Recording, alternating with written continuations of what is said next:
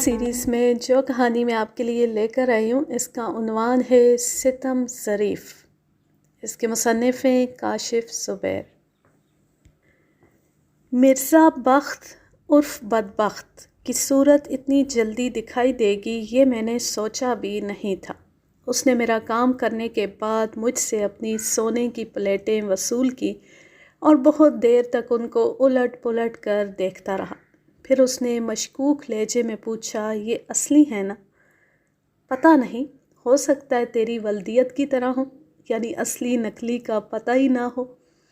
تو اچھی طرح جانتا ہے کہ جلیل ہیرا پھیری کرتا ہے لیکن ان کے ساتھ جو اس کے ساتھ دو نمبری کرے۔ مرزا بدبخت مجھ پر اعتبار کرنے کے موڈ میں قطعی نہیں تھا۔ وہ مجھے لے کر ایک سنار کے پاس پہنچ گیا اور جب سنار نے تصدیق کر دی کہ پلیٹیں اصلی ہیں تب اس نے میری جان چھوڑی۔ ان پلیٹوں کا وزن 1 کلو گرام سے زیادہ تھا، یعنی ان کی مالیت کوئی 40 لاکھ روپے تھی۔ میں نے مرزا بدبخت سے صرف 3 لاکھ والا کام لیا تھا اور میں چاہتا تو اس کی پلیٹیں ہضم کر جاتا۔ اس کا باپ بھی قبر سے آ کر مجھ سے یہ پلیٹیں نکلوا نہیں سکتا تھا۔ میں نے پلیٹیں اس کے حوالے کرتے ہوئے کہا، مرزا معاملہ کلیئر ہے لیکن تجھے راجہ کا حساب دینا ہوگا۔ کیسا حساب؟ بھول گیا؟ تو نے اسے استعمال کیا اور پھر غائب ہو گیا، اس کا حساب؟ لے سکتے ہو تو لے لینا۔ تو فکر نہ کر، راجہ تجھے پاگل کتے کی طرح تلاش کر رہا ہے، وہ تو میں نے اسے روک رکھا ہے۔ مرزا نے دانت نکالے، اسے تلاش کرنے دو، اب میں یہاں ہوں گا تو وہ مجھے تلاش کر سکے گا۔ کیا تو دبئی جا رہا ہے؟ مرزا چونکا، تجھے کیسے پتہ چلا؟ میں نے تو تکا مارا تھا۔ ویسے تو سچ مچ دبئی جا رہا ہے؟ وہاں کرے گا کیا؟ جو ساری دنیا کرتی ہے، بزنس کروں گا۔ ابے بزنس اور ہوتا ہے اور جو تو کرتا ہے وہ کچھ اور ہوتا ہے۔ وہاں شرطے الٹا لٹکا کر ماریں گے۔ سارے چکر یہیں تک ہے۔ وہاں تو میں حاجی بن کر رہوں گا، یعنی دھوکہ ضرور کرے گا۔ میں چلا، راجہ سے میری طرف سے معذرت کر لینا۔ اس وقت ہم کیفے ڈی پھونس میں تھے۔ جیسے ہی مرزا نے کیفے سے باہر قدم رکھا 2 افراد منکر نکیر کی طرح اس کے دائیں بائیں نمودار ہوئے۔ انہوں نے مرزا کو بازوؤں سے پکڑا اور کشاں کشاں ایک گاڑی کی طرف لے گئے۔ مرزا نے میری طرف دیکھا تو میں نے دور سے ہاتھ ہلایا۔ صاف ظاہر تھا کہ کوئی اور مرزا سے اپنا حساب بے باک کرنے کے لیے اسے لے جا رہا تھا۔ بیٹا خوش رہ، میں نے دل میں کہا۔ جس طرح مجنوں کو لیلا کی خوشبو آ جاتی ہے چاہے لیلا 1 مہینے سے نہ نہائی ہو، اور جس طرح بلی کو دودھ کی مہک آ جاتی ہے چاہے وہ خلیل کی ہڈ حرام مانو کیوں نہ ہو، اسی طرح راجہ کو مجھ سے مال کی خوشبو آ جاتی تھی۔ آج میں خوش تھا اور اتنا خوش تھا کہ راجہ کی صورت دیکھنے کو بھی تیار ہو گیا تھا۔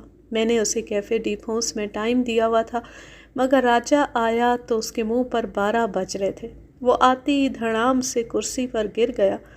میں نے غور سے اسے دیکھا اور پوچھا، کیا تیرے باپ کو ہارٹ اٹیک ہوا ہے؟ اگر اسے ہارٹ اٹیک ہوا ہوتا تو کیا میں اس قدر پریشان ہوتا؟ انجانے میں راجہ سچ بول گیا، ہو سکتا ہے اگر تیرا باپ بچ جائے تو۔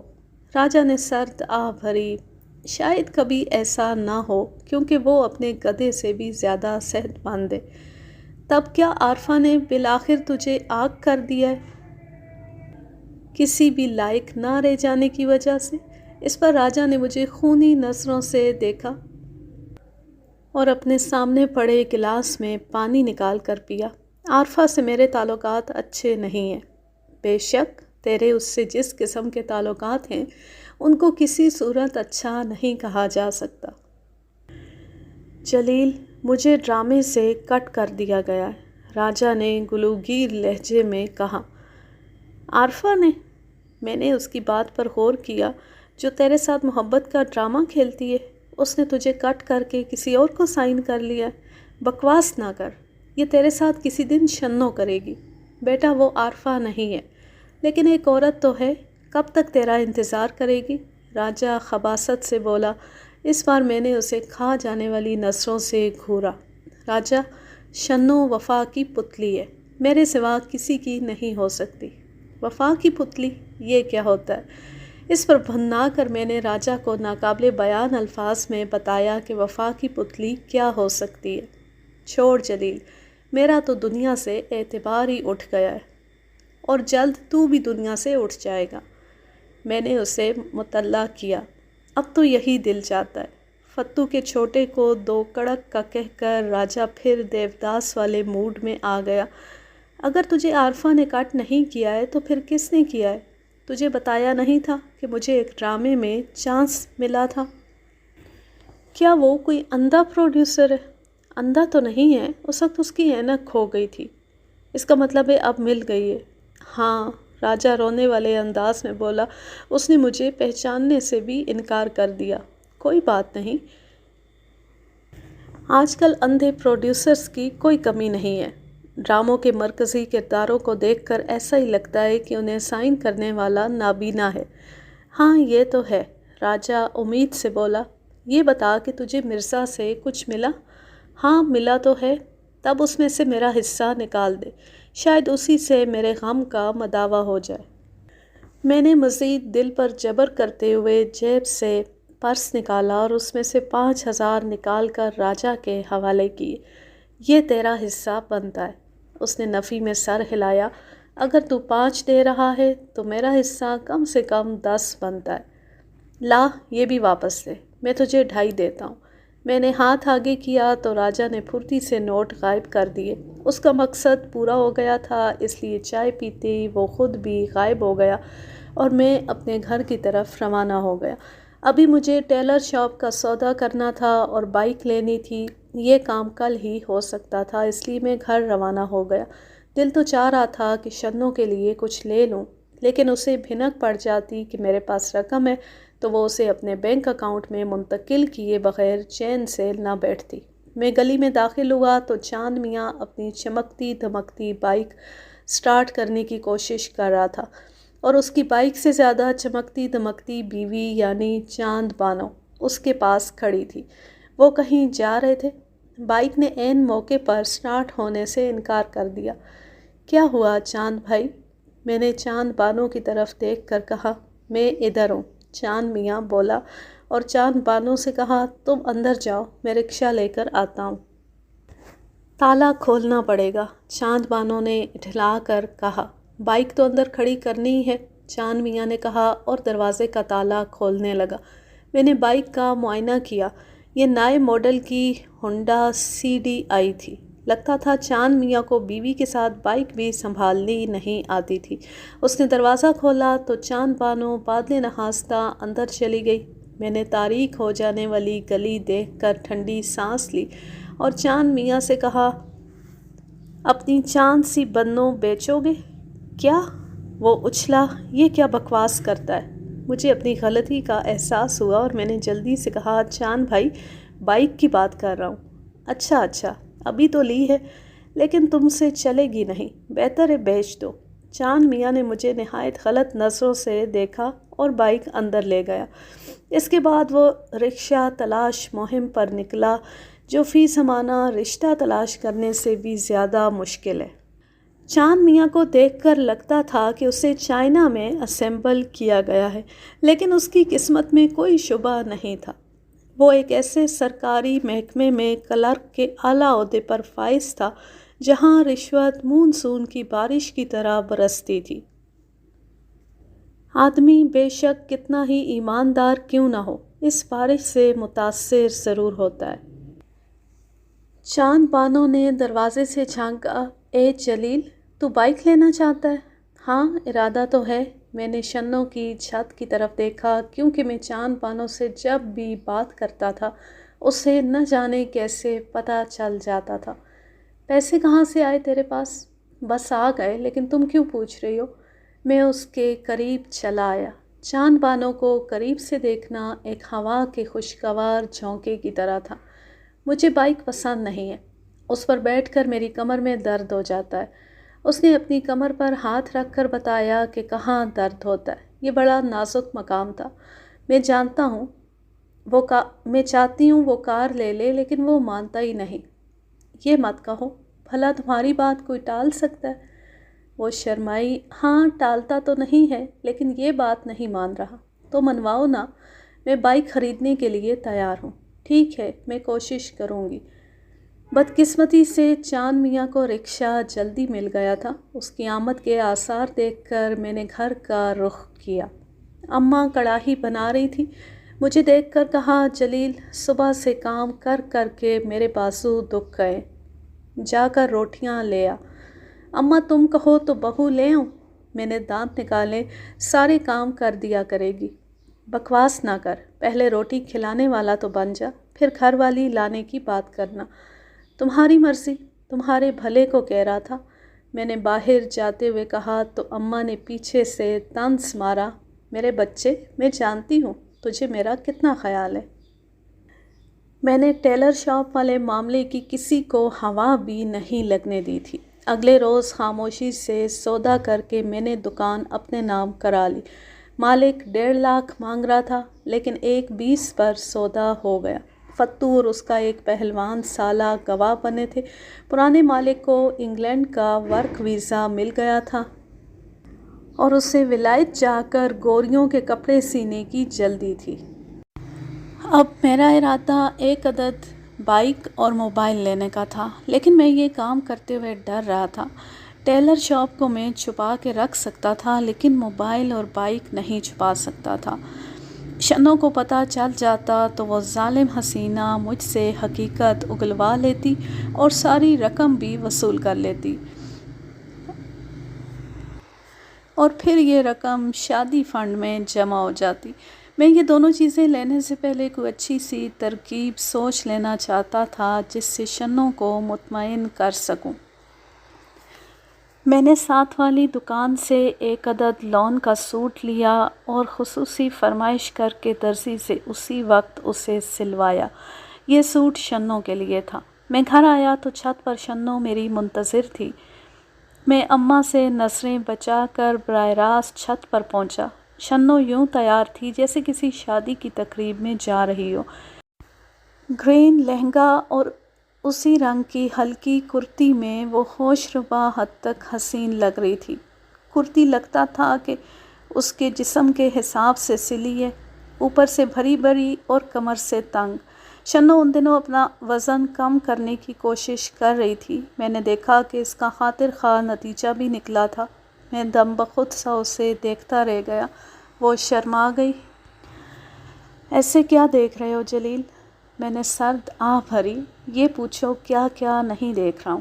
اتنی تیاری میرے لیے تو ہو نہیں سکتی۔ کیا تم کسی تقریب میں جا رہی ہو؟ اس نے سر ہلایا۔ میری ایک دوست کی شادی ہو رہی ہے، آج اس کی مہندی ہے۔ کیسی لگ رہی ہوں میں؟ اس نے گھوم کر خود کو دکھایا۔ وہ شوق ہو رہی تھی۔ میں نے دوسری سرد آہ بھری۔ کاش آج تمہاری مہندی ہوتی اور میں کل یا زیادہ سے زیادہ پرسوں تک مکھڑے پر صحرا ڈالے اور گھوڑا بھگاتا آتا اور تمہیں لے جاتا، اور پھر تمہیں عملی طور پر بتاتا کہ تم کیسی لگ رہی ہو۔ وہ شرمائی۔ ابھی وہ وقت دور ہے۔ میں نے حسرت سے اسے دیکھا۔ شنو، میں تم سے شدید والی محبت کرتا ہوں، پاکیزہ محبت، اور جب تک زندہ ہوں اسی قسم کی محبت کرتا رہوں گا۔ وہ ذرا قریب آئی۔ تو خالہ کو منا لے، جب تک تم کوئی کام نہیں کرو گے اس وقت تک ہماری شادی نہیں ہو پائے گی۔ اماں اگر نہیں مان رہی ہیں تو کیا خالہ کم روڑے اٹکا رہی ہیں؟ وہ اماں سے 2 ٹوک بات کریں تو وہ کیسے نہیں مانیں گی؟ اس نے گھبرا کر کہا، اماں کی بات کرنے پر کہیں خالہ انکار نہ کر دیں۔ اماں انکار نہیں کر سکتی۔ مجھے جلد شادی کرنی ہے، بس بہت ہو گیا۔ میں آج ہی ان دونوں کو ایک ساتھ بٹھا کر بات کرتا ہوں۔ ہم کب تک اپنے ارمانوں کا خون کرتے رہیں گے؟ آہستہ، شنو نے گھبرا کر کہا۔ اماں نے سن لیا تو غضب ہو جائے گا۔ وہ درست کہہ رہی تھی۔ ہم دونوں کی مائیں بہت سخت اور ظالم سماج تھیں۔ لڑکیاں اور لڑکے اجنبی ہوتے ہوئے بھی عشق لڑاتے تھے اور ڈیٹ مارتے تھے، لیکن ہمیں منگیتر ہوتے ہوئے بھی ملنے کی اجازت نہیں تھی، اور ڈیٹ پر جانے کا تو سوال ہی پیدا نہیں ہوتا تھا۔ میں نے سرد آہ بھری۔ قدرت نے ایسی مائیں ہمارے نصیب میں لکھ دی ہیں۔ لیکن میں بات ضرور کروں گا۔ ابھی نہیں، 2 دن بعد میری دوست کی شادی ہے، یہ نہ ہو کہ اماں مجھے شادی میں بھی نہ جانے دیں۔ چل 2 دن بعد صحیح، وہ دن کب آئے گا جب تم میری خاطر تیار ہوگی؟ پتہ نہیں جلیل، اگر تیری اور میری اماں نہ مانی تو اگر انہوں نے اب بھی اپنی ضد برقرار رکھی تو تجھے میرا ساتھ دینا ہوگا۔ شنو فکر مند ہو گئی۔ کیا مطلب؟ پھر ہم کورٹ میرج کر لیں گے۔ Court marriage? اماں میرے ٹکڑے کر دے گی۔ وہ تو میری اماں بھی کر دے گی۔ ویسے بھی ہم کون سا سچ مچ کر لیں گے، بس ان کو ڈرائیں گے۔ اچھا۔ شنو نے سکون کا سانس لیا اور پھر فکر مند ہو کر بولی، مسئلہ تو وہی ہے، تم کچھ کرتی نہیں ہو تو ہمارا گزارا کیسے ہوگا؟ اس کی تو فکر نہ کر، اور جہاں تک شادی کے اخراجات کا تعلق ہے، تیرے پاس کافی رقم ہو چکی ہے، اور کوئی کمی بھی ہے تو شادی سادگی سے کی جا سکتی ہے۔ سچ؟ شنو خوش ہو گئی۔ کبھی کبھی تو مجھے لگتا ہے ہماری شادی ایک سوپ سیریل ہے جس کا کوئی انجام نہیں ہوتا۔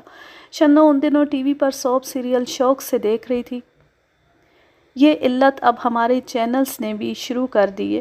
شنو کو انڈین چینلز کا شوق نہیں تھا، اس لیے اس نے پہلے کبھی اس قسم کے ڈرامے نہیں دیکھے تھے، مگر آج کل وہ پاکستانی چینل سے دیکھ رہی تھی اور اس کے بعد مجھ سے ان پر تبصرہ بھی کرتی تھی۔ اسے دیکھنے کی خاطر میں اس کے تبصرے بھی برداشت کر لیتا تھا اور دل ہی دل میں سوچ لیا تھا کہ شادی ہوتی سب سے پہلے ٹی وی سے یہ چینلز غائب کر دوں گا۔ میں نے اسے تسلی دی، نہیں، انجام ہوگا، بس مجھے اماں اور خالہ سے بات کرنے دو۔ شنو کو کچھ یاد آیا اور وہ سابقہ موڈ میں آ گئی۔ اماں اور خالہ سے تو تم اس وقت بات کرو گے جب اس سامنے والی حرافہ کی جان چھوڑو گے۔ جب دیکھو اس کے گھر کے دروازے کے سامنے کھڑے رہتے ہو۔ ظاہر ہے جب اپنی منگیتر لفٹ نہیں کرائے گی تو آدمی دوسروں کے دروازے کے سامنے ہی کھڑا ہوگا۔ وہ شادی شدہ ہے، حالانکہ لگتی کہیں سے بھی نہیں ہے۔ میں نے سر داہ بھری، بلکہ دن بدن خوبصورت ہوتی جا رہی ہے، اور ایک تم ہو۔ کیوں؟ کیا کمی ہے مجھ میں؟ میں نے غور سے دیکھا۔ کمی تو نہیں بلکہ کچھ زیادتی ہے۔ بدتمیز، وہ برہمی سے شرمائی۔ اب تم مجھے اس کی بات کرتے نظر آئے تو میں اپنی اور تمہاری جان ایک کر دوں گی۔ یہی تو میں بھی چاہتا ہوں، میں خوش ہو کر بولا، پھر دیوار کود کر شنو کو اینٹ کا ٹکڑا اٹھانے سے روکا جو اس نے شاید میرے لیے ہی رکھا تھا۔ اس نے ہاتھ چھڑانے کے لیے زور لگایا۔ جلیل کہیں کہ، چھوڑ مجھے، تم بھی زبان سے بات کرو، یہ کیا احتجاجی مظاہرہ اور پتھراؤ شروع کر دیتی ہو؟ تمہاری زبان قابو میں کہاں رہتی ہے؟ اب واپس جاؤ، اتنی محنت سے آیا ہوں، اتنی جلدی واپس چلا جاؤں؟ اماں آ جائیں گی۔ شنو نے سیڑھیوں کی طرف دیکھا۔ میں کسی سے نہیں ڈرتا، میں نے اعلان کرنے والے انداز میں کہا اور اچانک اسے دبوچ لیا۔ جلیل، پاگل ہو گئے ہو؟ شاعر نے مغل اعظم میں کیا خوب کہا ہے، جب پیار کیا تو ڈرنا کیا۔ اسی لمحے نیچے سے خالہ لاؤڈ سپیکر کی آواز آئی، شنو کہاں مر گئی ہے؟ مہندی میں نہیں جانا؟ شنو کی جان نکل گئی۔ اماں آ رہی ہے۔ خالہ کی آواز سنتی میں بدحواسی میں ایک لمحے کے اندر دیوار پھلانگ کر دوسری طرف پہنچا اور شنو مجھے گھورتی ہوئی سیڑھیوں کی طرف لپکی۔ نیچے جانے سے پہلے اس نے مجھے کھا جانے والی نظروں سے گھورا، لیکن خلیل کا لکا کبوتر سامنے آ گیا۔ شنو کی آنکھ میں قدرتی نا اتفاقی ہے۔ کبوتر سمجھا کہ شنو اپنی شرر بار نگاہوں سے اسے گھور رہی ہے۔ حالانکہ آواز سیڑھیوں کے پاس سے آئی تو میں بھی نیچے کی طرف لپکا، اور تب مجھے یاد آیا کہ میں شنو کو سوٹ دینے آیا تھا اور وہ میرے پاس ہی رہ گیا تھا۔ اسے اماں کی نظر سے بچانا تھا۔ میں شنو کو دکھا کر اماں کے حوالے کرتا اور وہ اسے خالہ لاؤڈ سپیکر کے حوالے کرتی۔ اس طرح وہ سوٹ تھرو پراپر چینل شنو کے پاس پہنچ جاتا، جو وہ پہلے دیکھ کر اور ممکن ہو تو پہن کر بھی چیک کر چکی ہوتی۔ میں نیچے آیا اور سوٹ الماری میں چھپا رہا تھا کہ خالہ شنو سمیت آ گئیں۔ میں سمجھا کہ خالہ آج معاملے کی تہہ تک پہنچ گئی ہیں۔ خالہ کی گونجتی ہوئی آواز آئی، یہ جلیل کہاں ہے؟ اس نے کہاں جانا ہے؟ کمرے میں ہوگا۔ ماشاءاللہ آج بہت پیاری لگ رہی ہے۔ نفیسہ، اسے کالا ٹیکا لگاؤ۔ ہاں، اسے مہندی میں جانا ہے، گھر ذرا دور ہے، جلیل سے کہو اسے چھوڑ آئے اور رات کو لے آئے۔ کیوں نہیں، ابھی چھوڑ کر آتا ہے۔ جلیل اماں نے مجھے پکارا تو میں فوراً حاضر ہو گیا۔ شنوں کا منہ پھولا ہوا تھا۔ جی اماں، شنوں کو مہندی میں جانا ہے، میں چھوڑ آتا ہوں، میں نے مستعدی سے کہا اور خوشی خوشی خلیل کی بائیک نکالی اور شنوں کو چھوڑنے کے لیے روانہ ہو گیا۔ میں بالکل بھول گیا تھا کہ ابھی اوپر میں نے کیا حرکت کی تھی اور اس پر شنوں کا موڈ خوفناک ہو رہا تھا۔ اس نے روانہ ہوتی پہلی چٹکی کاٹی تو میں اچھل پڑا، بائیک لہرائی اور پہلوان اللہ رکھی کے ہڈ حرام کتے کی دم پر سے گزر گئی، جسے وہ رات کو سڑک پر بڑے اہتمام سے بچھا کر رکھتا تھا۔ جہاں کسی نے اس کی دم پر پاؤں رکھا وہیں اس نے لپک کر غلطی کرنے والے کی ٹانگ پکڑ لی۔ 75 کلو کا جلیل، 60 کلو کی شنوں اور پھر بائیک، تقریباً 200 کلو گرام وزن جب اسے برداشت کرنا پڑا تو اس نے فلک شکاف آواز نکالی اور عادت کے مطابق لپک کر ٹانگ منہ میں لینے کی کوشش کی۔ بائیک اتنی دیر میں گزر چکی تھی۔ بدقسمتی سے اللہ رکھی نے کتے کے واویلے پر ہڑبڑا کر اپنے ٹھیے سے نیچے قدم رکھا اور کتے نے اس کی ٹانگ پکڑ لی۔ اس بار چیخ پہلوان اللہ رکھی نے ماری تھی، ایک چیخ شنوں نے بھی ماری تھی، لیکن یہ شوخیہ چیخ تھی جو خواتین بلا وجہ مارتی ہیں۔ یہ کیا حرکت ہے؟ میں نے گلی سے نکلنے کے بعد غرا کر کہا۔ کون سی حرکت؟ شنوں نے معصومیت سے پوچھا۔ یہ والی۔ اچھا یہ والی۔ اس نے پھر چٹکی کاٹی اور اس بار ایک گدھا گاڑی میں بائیک گھستے گھستے بچی۔ شنوں الو کی پٹھی، ابھی بائیک کہیں گھس جائے گی اور دونوں مریں گے۔ کیوں، تمہیں خود کی طرح بائیک پر بھی کنٹرول نہیں؟ اس نے کہا اور پھر ایک چٹکی کاٹی۔ وہ چٹکی بھی بڑی ظالم کاٹتی تھی۔ میں نے بھننا کر کہا، دیکھ شنوں، اب تو نے مجھے چٹکی کاٹی نا تو میں کیا کر لے گا؟ اشتعال میں نے اسے وہ سنائی جو کوئی شوہر ہی اپنی بیوی کو سنا سکتا ہے، لیکن وہ شنوں ہی کیا جو کسی کی سنے۔ اس نے سارے راستے مجھے چٹکیاں کاٹنے کا سلسلہ جاری رکھا، بس یہ احتیاط کی کہ رش والی جگہ پر نہیں کاٹتی تھی۔ اس کی سہیلی کا گھر آتے آتے میرا برا حال ہو گیا۔ میں نے اسے مہندی والے گھر پر اتارا، اب یہیں مرو، خود آ جانا، میں لینے نہیں آؤں گا۔ وہ ادا سے ہنسی، تمہارے تو اچھے بھی آئیں گے۔ میں ایک لمحے کو مبہوت رہ گیا اور اس کی چٹکیاں بھی بھول گیا۔ میری محویت دیکھ کر وہ اندر کی طرف لپکی۔ اس کے غائب ہونے پر میں نے ٹھنڈی سانس لی۔ اس نے صحیح کہا تھا کہ میرے اچھے بھی آئیں گے۔ اگر وہ راستے میں مجھے خنجر بھی گھونپ دیتی تب بھی میں اسے لینے جاتا۔ میں دکان پر تھا۔ ماسٹر اکرم مجھے بتا رہا تھا کہ دکان کو کچھ مرمت کی ضرورت ہے اور پھر مشینیں بھی ٹھیک کرانی ہیں۔ میں حساب کتاب کر رہا تھا کہ کتنا خرچ ہوگا۔ ماسٹر اکرم چرسی تھا اور ماسٹر چرسی کی عرفیت سے مشہور تھا۔ دن میں 2 دفعہ وہ چرسیوں کے لیے مخصوص گلی میں چلا جاتا اور سوٹا لگا کر آ جاتا۔ چرسی ہونے کے باوجود وہ اپنے کام میں ماہر تھا۔ میرے سامنے اس نے آنے والی 2 خواتین اور ایک لڑکی کا ناپ لیا۔ لڑکی کا ناپ اس نے بالکل شرافت سے لیا تھا، لیکن خواتین کا ناپ دوسرے انداز میں لیا تھا اور وہ بھی اسے انجوائے کر رہی تھی۔ ماسٹر، یہ کیا حرکت تھی؟ میں نے خواتین کے جانے کے بعد پوچھا۔ وہ مسکرانے لگا۔ بس جی، یہ بات آپ کی سمجھ میں نہیں آئے گی، یہ ذرا مختلف بات ہے۔ بس یوں سمجھ لیں کہ ہمیں تو اپنے کام سے مطلب ہے، اب جیسے بھی ملے۔ جواب دے کر ماسٹر نے پھرتی سے 2 سوٹ کاٹے اور پھر سوٹا لگانے چلا گیا۔ کاریگر اپنے کام میں لگے ہوئے تھے۔ میں لنچ کے لیے جانے کا سوچ رہا تھا کہ مرزا کو غیر متوقع طور پر سامنے پا کر دنگ رہ گیا۔ میں نے اسے بازو سے پکڑا اور باہر لے آیا۔ تجھے اس جگہ کا کیسے پتہ چلا؟ میں مرزا ہوں۔ اور تو کوئی جرم کر رہا ہے جو یاروں سے چھپا رہا ہے؟ مرزا کل جس طرح گیا تھا مجھے اس کی واپسی کی، بلکہ صحیح سلامت واپسی کی امید کم ہی تھی، لیکن بظاہر تو وہ ٹھیک نظر آ رہا تھا۔ ہاں، اس کے اعضائے رئیسہ کو کوئی نقصان ہوا ہو تو میں کچھ کہہ نہیں سکتا تھا۔ وجہ ہے یار، میں نے تجربے کے طور پر دکان لی ہے۔ اور تو کیسے بچ کر نکلا؟ تجھے لے جانے والے کسائی لگ رہے تھے۔ میں تو سوچ رہا تھا چند دن بعد تیرے سری پائے الگ الگ ملیں گے۔ مرزا نے اضطرابی انداز میں میرا بازو پکڑا۔ جلیل میں بری طرح پھنس گیا ہوں اور مجھے تیری مدد کی ضرورت ہے۔ میں تیری کوئی مدد نہیں کر سکتا۔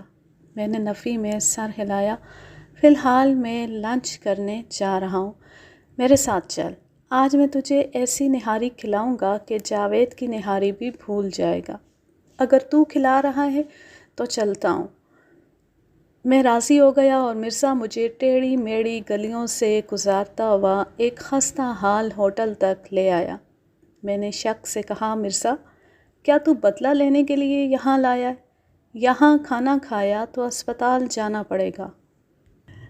ظاہر پر مت جا، ابھی کھائے گا تب پتہ چلے گا، مرزا نے آرڈر دے کر کہا۔ نہاری اور روٹی فوراً آ گئی اور جب میں نے کھانا شروع کیا تو مرزا کی بات درست نکلی۔ واقعی نہاری لاجواب تھی۔ میں کچھ زیادہ ہی کھا گیا اور جب اوپر سے 2 گلاس پانی اونڈیلا تو سانس لینا بھی محال ہو رہا تھا۔ اس کے بعد مرزا نے مجھے ایک نزدیکی ہوٹل سے دودھ پتی پلائی۔ میں سمجھ گیا کہ مرزا کی مہربانی بے سبب نہیں۔ وہ تو بلا مطلب اپنے باپ کو بھی 1 گلاس پانی تک کا نہ پوچھے۔ چائے پی کر میں نے جمائی لی، مرزا مجھے نیند آ رہی ہے۔ ایسا نہیں ہو سکتا کہ تو کل مجھ سے مل لے۔ کل؟ مرزا نے مری مری آواز میں کہا، کل تک بہت دیر ہو جائے گی۔ کوئی بات نہیں، تو پرسوں رکھ لے۔ پرسوں میرا سوئم ہوگا، اس نے بھننا کر کہا۔ انشاءاللہ، میں نے خوش ہو کر کہا۔ میرا مطلب ہے اگر اللہ نے چاہا تو۔ لیکن تیرے انتقال بے ملال کی وجہ کیا ہوگی؟ وہی کسائی پارٹی؟ مرزا نے سر ہلایا اور رقت آمیز لہجے میں بولا، ہاں وہی۔ وہ کسائی نہیں ہے لیکن کسائی بھی ان کے آگے رحم دل ہوگا۔ وہ وڈیرا مراد خان کے آدمی ہیں۔ وڈیرا مراد خان؟ یہ کون ہے اور کہاں پایا جاتا ہے؟ بہت بڑا زمیندار ہے، ٹھٹھا حیدرآباد میں اس کی بڑی زمینیں ہیں۔ لیکن تیرا اس سے کیا تعلق ہے؟ تعلق ہے جلیل، اور اب میں پھنس گیا ہوں، مرزا نے خوفزدہ ہو کر کہا۔ اگر میں نے اس کا کام نہیں کیا تو میں ضرور مارا جاؤں گا۔ کیونکہ مجھے مرزا کی وفات سے بہت دلچسپی تھی، اس لیے میں اس کی بات سننے پر آمادہ ہو گیا۔ اسے تجھ سے کیا کام ہے؟ اسے اپنے وارث کی تلاش ہے۔ مراد خان کو؟ ہاں، اس نے 4 شادیاں کی ہیں اور ان سے اس کی 17 لڑکیاں ہیں۔ میں دنگ رہ گیا۔ 17 لڑکیاں؟ ہاں، اور لڑکا ایک بھی نہیں ہے۔ ابھی جب میں اس کی حویلی میں تھا تو اس کی 17ویں لڑکی ہوئی تھی۔ تو وہاں کس سلسلے میں تھا؟ وہ ایک چکر ہے۔ اس کا اصل مسئلہ یہ ہے کہ وہ بیٹے کے لیے مرا جا رہا ہے۔ وہ میرے ساتھ بے تکلف ہو گیا تھا اور اس نے مجھے بتایا کہ جب وہ شہر میں رہا تھا تو اس نے ایک شادی یہاں بھی کی تھی۔ 5ویں شادی؟ نہیں یار، اس وقت وہ پڑھ رہا تھا۔ گاؤں میں اس کی صرف 2 بیویاں تھیں، ایک باپ کے خاندان سے اور ایک ماں کے خاندان سے۔ تیسری اس نے یہاں کر لی۔ ہاں، وہ بیچاری غریب گھر کی تھی۔ اس نے گھر سے بھاگ کر مراد خان سے کورٹ میرج کر لی۔ اس نے لڑکی کو فلیٹ لے کر دیا تھا۔ پھر کیا ہوا؟ جب مراد خان تیسری دفعہ BA کے امتحان میں فیل ہوا تو اس کے باپ نے اسے واپس بلا لیا کہ آ کر زمینیں سنبھالے۔ لڑکی کا کیا ہوا؟ وہ امید سے تھی لیکن مراد خان اسے نہیں لے جا سکتا تھا، اس لیے مجبوراً اسے طلاق اور فلیٹ دے کر چلا گیا۔ اس کا مطلب ہے کہ مراد خان کے 17 نہیں 18 بچے ہیں۔ ہاں، اور اسے امید ہے کہ یہ بچہ لڑکا ہوگا۔ مراد خان تجھ سے کیا چاہتا ہے؟ وہ چاہتا ہے کہ میں اس لڑکے کو تلاش کروں۔ وہ وڈیرا ہے، اثر و رسوخ والا بندہ ہے، اس نے خود کیوں نہیں تلاش کیا؟ وہ تو پچھلے 22 سال سے تلاش کر رہا ہے لیکن لڑکی اس کے جاتے ہی فلیٹ بیچ کر غائب ہو گئی تھی۔ وہ ماں باپ کے پاس بھی نہیں گئی تھی۔ مراد خان چاہتا ہے کہ تو اس کی بیوی اور بچے کو تلاش کرے، صرف لڑکے کو۔ اس کی بیوی کا پتہ چل گیا تھا، وہ اسپتال میں لاوارث کینسر سے مری تھی اور اس کی تدفین عیدی نے کی تھی۔ اس کے بچے کا پتہ نہیں چل رہا ہے۔ بچہ کس کے پاس تھا؟ یہ اسپتال والے بھی نہیں جانتے کہ بچہ کس کے پاس تھا۔ وہ اتنا جانتے ہیں کہ مرنے والی عورت کا بچہ لے کر ایک عورت اس سے ملوانے آتی تھی، یہ لڑکا تھا، اور اس وقت 5 سال کا تھا۔ جب مراد خان اسے تلاش نہیں کر سکا تو تو کیسے تلاش کرے گا؟ میں پھنس گیا ہوں۔ مرزا کا منہ لٹک گیا۔ میں نے غور کیا اور بات سمجھ گیا۔ بیٹے، تو نے اسے حوصلہ دیا ہوگا کہ تو اس کے بیٹے کو تلاش کر کے لا سکتا ہے، اور تو نے یقیناً اس سے خاصی رقم بھی بٹور لی ہوگی۔ مرزا نے بادل نخواستہ سر ہلایا۔ ہاں، اور پھر میں غائب ہو گیا۔ میں نے جملہ مکمل کیا۔ مرزا نے ایک دفعہ پھر بادل نخواستہ سر ہلایا۔ میں بھاگ گیا تھا، لیکن وڈیرے کے گرگوں نے تجھے تلاش کر لیا۔ ہاں، اور وڈیرے نے مجھے بلا کر خبردار کیا ہے کہ اگر میں نے اس کے بیٹے کو تلاش نہیں کیا تو اس کے آدمی مجھے تلاش کر کے اس کے پاس لے آئیں گے اور وہ مجھے اپنے کتوں کے آگے ڈلوا دے گا۔ یعنی وہ ایک روایتی وڈیرا ہے۔ تب اس نے اتنی آسانی سے بغیر پٹائی کے، میرا مطلب ہے کہ تمہیں ایسی کیسے چھوڑ دیا؟ مرزا کی حالت روحانسی ہو گئی اور وہ بلبلا کر بولا، جلیل، اس نے میرے ساتھ وہی سلوک کیا جو تو نے کیا تھا۔ کیا مطلب؟ میں سمجھا نہیں۔ اس نے مجھ سے سونے کی پلیٹیں چھین لی ہیں اور کہا ہے کہ جب تک میں اس کا بیٹا تلاش کر کے نہیں دوں گا وہ مجھے پلیٹیں واپس نہیں کرے گا۔ میں نے ہمدردی سے مرزا کو دیکھا۔ تیرے ساتھ واقعی برا ہوا ہے۔ میرا خیال ہے کہ یہ سونا تیرے لیے منحوس ہے۔ تو اس کا خیال دل سے نکال دے۔ مرزا اچھل پڑا۔ تیرا دماغ تو ٹھیک ہے؟ 40 لاکھ کا سونا ہے۔ چل ٹھیک ہے، پھر وڈیرے کا لڑکا تلاش کر اور اپنا سونا واپس لے لے، میں نے کہا اور اٹھ کھڑا ہوا۔ مرزا بھی کھڑا ہو گیا اور گھگھیا کر بولا، جلیل، خدا کے واسطے میری مدد کر ورنہ میں برباد ہو جاؤں گا۔ انشاءاللہ، میرا مطلب وہی ہے، یعنی اگر خدا نے چاہا، اور نہیں چاہا تو برباد بھی نہیں ہوگا۔ اور جہاں تک مدد کا تعلق ہے تو میں نے آج کل خدمت خلق بند کر دی ہے۔ مطلب یہ کہ میں مفت میں کچھ نہیں کرتا۔ تو کیا تو مجھ سے معاوضہ لے گا؟ اول تو میں نے یہ کام کرنا ہی نہیں ہے۔ میں وڈیرے ٹائپ کی چیزوں سے دور رہنا پسند کرتا ہوں، اور اگر تیرے کام آنے پر آمادہ بھی ہو جاؤں تو کیا تو میری خالہ کا لڑکا ہے جس کی بلائیں میں مفت میں اپنے سر لے لوں؟ میں نے کہا اور وہاں سے روانہ ہونے لگا۔ جلیل، تجھے شنوں کا واسطہ، پیچھے سے مرزا نے دہائی دی، اور کس ظالم کی دی تھی؟ میں بادل نخواستہ پلٹ آیا۔ مرزا خبیث، شنوں کا نام کیوں لیا؟ اب فٹافٹ 2 کڑک اور ایک گولڈ لیف کا پیکٹ منگوا۔ اس کے بعد سوچتا ہوں کہ تیرے مسئلے کا کیا حل نکل سکتا ہے۔ حل میرے پاس ہے، مرزا نے کہا اور دوڑ کر چائے کا کیکر اور سگریٹ کا پیکٹ لے کر آ گیا۔ یعنی تو نے پہلے سے ہی سب سوچ رکھا ہے کہ مجھے کس طرح استعمال کرنا ہے؟ میں نے ایک سگریٹ نکالی اور پیکٹ جیب میں رکھ لیا۔ ہاں، مرزا کھسیا گیا، لیکن میں نے جو ترکیب سوچی ہے اس میں تیرا بھی فائدہ ہے۔ اس پر بعد میں بات کریں گے، پہلے یہ بتا کہ تو مراد خان کے ثبوت کو تلاش کیسے کرے گا؟ میں اسے کیسے تلاش کروں گا جبکہ اس کا باپ بھی یہ کام نہیں کر سکا ہے؟ تب مراد خان سے اپنی مراد، میرا مطلب ہے کہ سونا، کیسے حاصل کرے گا؟ اس دوران میں چائے آ گئی اور میں نے پیالی اٹھائی تھی کہ مرزا نے کہا، تجھے اس کا بیٹا بنا کر۔ میں اچھل پڑا اور گرم چائے میری ران پر گر گئی۔ وہ تو شکر ہے کہ جینس خاصی موٹی تھی، اس لیے اندر تک معمولی سا اثر ہوا۔ میں نے بے یقینی سے مرزا کو دیکھا۔ تیرا دماغ درست ہے؟ میں وڈیرے کا بیٹا کہاں سے ہونے لگا؟ میں 100% اپنے باپ کی اولاد ہوں۔ میرا مطلب ہے تجھے بنا کر پیش کروں گا۔ رومال سے پتلون صاف کرتے ہوئے میں نے بھننا کر کہا، اور وہ مان لے گا؟ یقیناً مان جائے گا۔ کیسے؟ مجھے بتا، تیرا پلان کیا ہے؟ اور مراد خان کس طرح یقین کر لے گا کہ میں اس کا بیٹا ہوں؟ کیا میری شکل اس سے ملتی ہے؟ نہیں تو وہ تو سیاہ رنگ کا اور چھوٹے قد کا آدمی ہے۔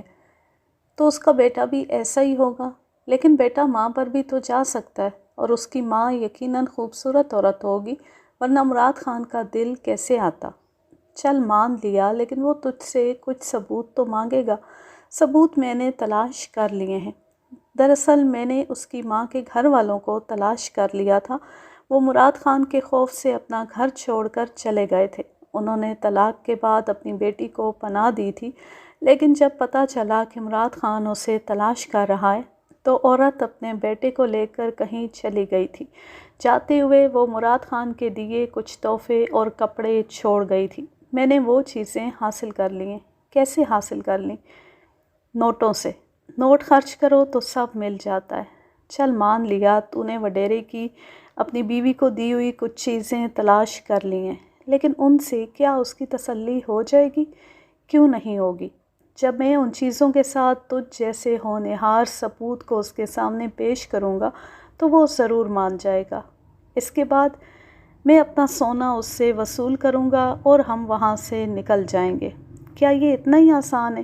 تو پہلے بھی نکل گیا تھا، پھر اس نے تجھے کیسے قابو کر لیا؟ وہ بہت آسانی سے تجھے اور مجھے کہیں بھی پکڑوا سکتا ہے۔ مرزا تو کس سے بے وقوف بنا رہا ہے؟ اس سکیم میں صرف تیرا فائدہ ہے۔ اس بار تو سرے سے غائب ہو جائے گا۔ چیچو کی ملیاں یا ٹمبکٹو چلا جائے گا اور مراد خان تجھے تلاش نہیں کر سکتا۔ لیکن مجھے تو اسی شہر میں رہنا ہے۔ مرزا نے ہمت نہیں ہاری۔